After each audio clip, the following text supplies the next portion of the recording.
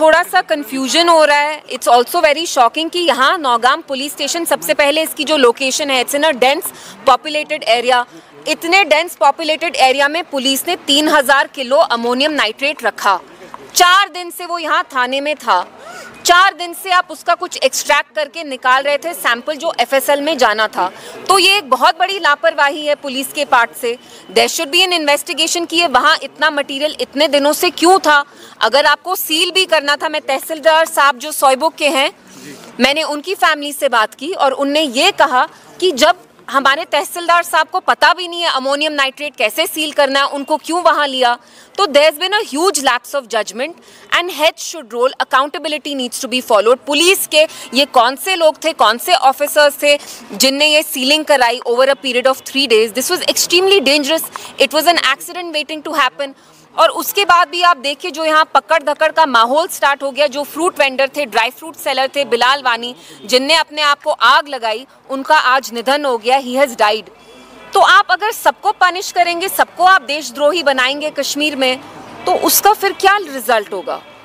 सुनील शर्मा जी यहाँ आए थे, LOP ने बोला कि महबूबा मुफ्ती जी इस पे पॉलिटिक्स कर रही है। अगर ताज़ियत पे जाना, वो सोयबुग हो, नौगाम हो, अगर ताज़ियत के लिए जाना, कंडोलेंसेस ऑफर करना पॉलिटिक्स है, तो then so B it.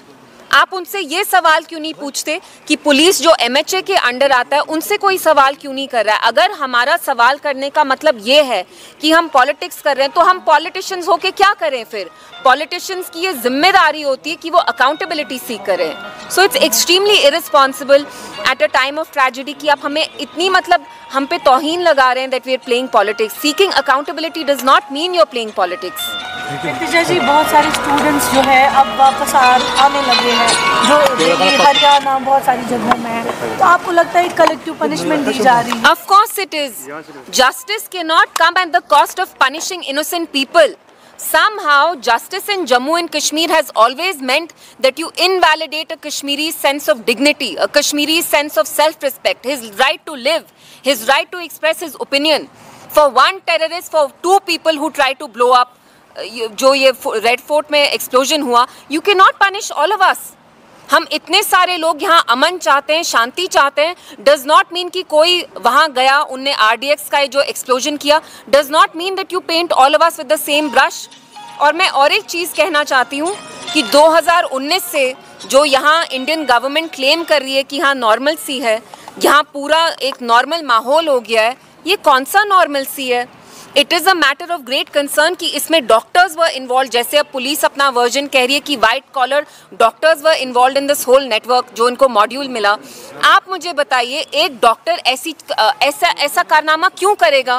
That means कि कहीं ना कहीं यहाँ something is very very wrong, but they don't want to see what is wrong, they don't want to acknowledge the elephant in the room.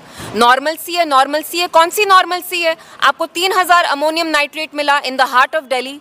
That normalcy that you claim in Kashmir has reached Delhi. Heads should roll here. All we ask for today is accountability from the police. How could they let an incident like this happen? Thank you.